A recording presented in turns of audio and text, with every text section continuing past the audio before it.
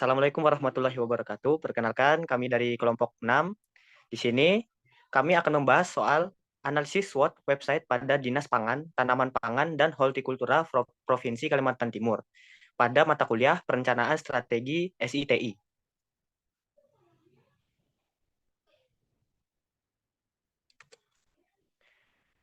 Nama anggota kelompok, yang pertama ada saya sendiri, Fahmul Amal, yang kedua Gary Kevin Denny, yang ketiga Rido Fahriza, yang keempat Rizky Ananda Hermanto, yang kelima Azaria Abel.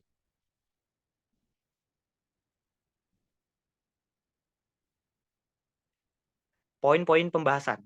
Di sini pembahasan yang pertama adalah tentang Dinas Tanaman Pangan dan Hortikultura. Yang kedua, profil website Simbaintan. Yang ketiga, analisis SWOT. Yang keempat, matrix TOWS.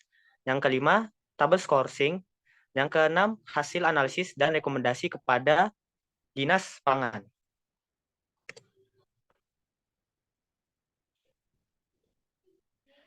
Sejarah. Sejarah Dinas Tanaman Pangan Provinsi Kalimantan Timur. Dinas Pangan, Tanaman Pangan, dan Hortikultura adalah badan pemerintah di Provinsi Kalimantan Timur, Indonesia yang bertanggung jawab atas pengembangan sektor pertanian, khususnya dalam bidang pangan, tanaman pangan, dan hortikultura. Dinas ini didirikan untuk memastikan ketersediaan pangan yang cukup bagi masyarakat, mengembangkan produksi tanaman pangan, serta meningkatkan pertumbuhan dan kualitas sektor hortikultura di wilayah tersebut. Visi dan misi. Visi dari Dinas Tanaman Pangan adalah berani untuk Kaltim berdaulat. Adapun misi dari Dinas Tanaman Pangan dan Hortikultura mengacu pada misi pemerintah Provinsi Kalimantan Timur, yaitu berdaulat dalam memberdayakan ekonomi wilayah dan ekonomi kerakyatan yang berkeadilan dengan poin-poin sebagai berikut, yang akan dijelaskan oleh teman saya. Misi. Pertama, untuk mencapai misi, swasembada dan swasembada berkelanjutan padi surplus 10 juta ton. Peningkatan nilai tambah, daya saing, dan ekspor. Kedua, diversifikasi pangan. Yang ketiga, ada peningkatan kesejahteraan petani. Keempat, pembangunan di bidang pangan, pertanian tanaman, dan hortikultura di Kalimantan Timur yang mengedepankan prinsip-prinsip pelestarian lingkungan yang berkelanjutan melalui kegiatan-kegiatan pertanian organik, konservasi lahan, laut anorganik, pengawasan, peredaran, dan lain-lain. Selanjutnya, mengutamakan pengembangan produk-produk unggulan lokal yang dikembangkan petani setempat dan dapat dipasarkan sehingga petani termotivasi untuk berproduksi.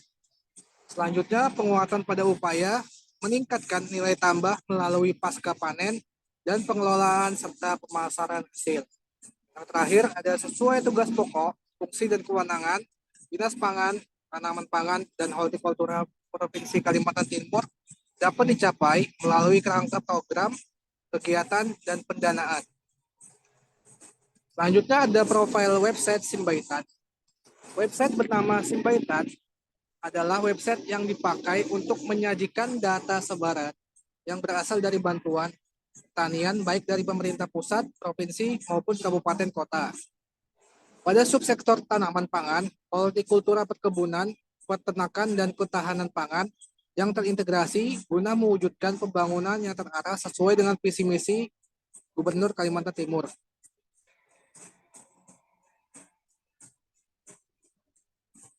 Selanjutnya ada analisis SWOT. Analisis SWOT yang pertama ini adalah strengths atau kekuatan.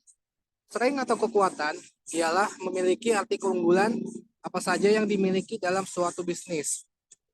Strength yang dimiliki dari website ini adalah mampu memberikan data penyebaran bantuan pada subsektor tanaman pangan, hortikultura perkebunan, peternakan, dan ketahanan pangan yang sesuai dengan visi dan misi Gubernur Kalimantan Timur.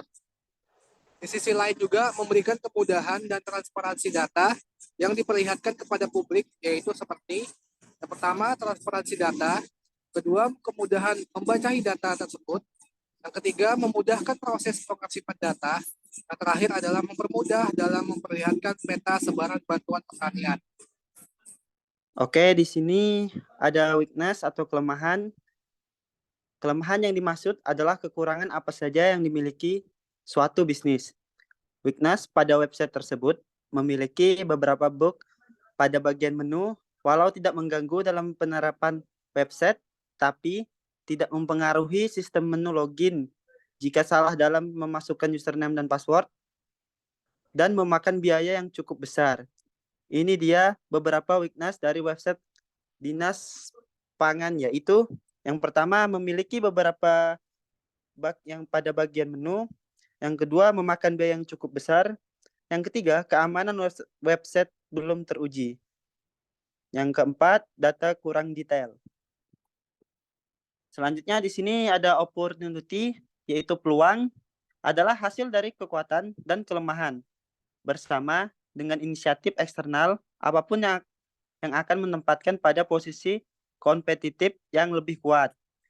Peluang yang dimiliki dari website ini, jika dikembangkan lebih lanjut, maka akan memudahkan proses penyebaran data, arsip data, memudahkan pemberian bantuan, serta memudahkan proses administrasi pengelola bantuan agar setiap dinas yang memakai website ini menjadi lebih tertata dan efisien dalam mengelola data untuk opportunity pada website Dinas Pangan, yaitu sistem akan selalu dipakai untuk keperluan proses data, memudahkan instansi untuk melakukan proses administrasi, meningkatkan kinerja dalam pemberian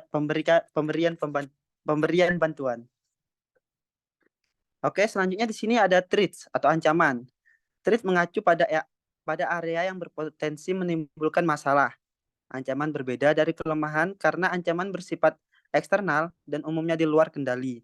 Beberapa ancaman dalam penggunaan website ini adalah keamanan data yang di-upload pada website, validasi data, pergantian kepala dinas, bisa mengancam keberlangsungan sistem, apakah proyek akan terus dilanjutkan atau tidak. Pergantian kepala dinas bisa mengancam keberlangsungan proyek, peretasan website, dan penyalahgunaan data. Oke, berikut ini adalah metrik TOWS, yang dimana yaitu di Internal Factor Analysis Sumasari atau IPAS. Dapat dilihat ada beberapa subtotal. Yang pertama di strength-nya ada 14 dengan wax score 30 dan weakness dengan total 21 dan wax score-nya 43. Dan untuk eksternal faktornya di sini subtotalnya 12 dengan wax score 22 dan untuk treats-nya ada 10 subtotal dan wax score-nya memiliki total 39 dengan X 17 dan Y 5. Oke, saya akan melanjutkan tentang TOWS strategi. Di mana TOWS strategi ini seperti yang dibacakan oleh teman saya yaitu matrik TOWS. Yang dimana karena jumlah dari weight dan rating yang diberikan terhadap website Dinas Pangan Provinsi Kalimantan Timur mendapatkan nilai X sama dengan 17, yaitu Y sama dengan 5, dan hasil akhir pada TOWS strategi yaitu mendapatkan koordinat pada bagian SO atau yang disebut dengan strength, opportunities, kekuatan, dan peluang. Hasil dan rekomendasi pada website Dinas Pangan pada Provinsi Kalimantan Timur yaitu dari hasil table scoring dan matrix TOWS, yang dimana hasil nilai X menunjuk pada angka 17 dan nilai Y yang sama dengan 5 yang kita bisa lihat tadi menunjuk pada angka 5 dan menghasilkan nilai metrik TOWS strategi menunjukkan bahwa result atau hasil dari nilai titik X dan Y adalah SO atau Strength Opportunities. Dengan meningkatkan fitur dan kinerja pada website akan berdampak pada dinas yang terkait. Website ini bisa menjadi memiliki berbagai macam informasi, menu, dan juga pilihan yang dimana akan sangat membantu dalam kinerja dinas. Dan di sisi lain, dengan peningkatan ini juga membuat website semakin terpercaya dan handal dalam kinerjanya.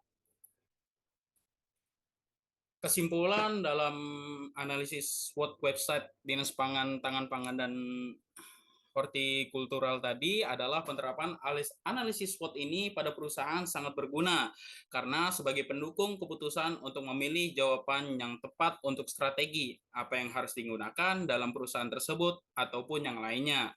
Dengan penerapan analisis SWOT ini pada perusahaan memiliki dampak yang sangat besar dari rancangan suatu strategi yang berhasil.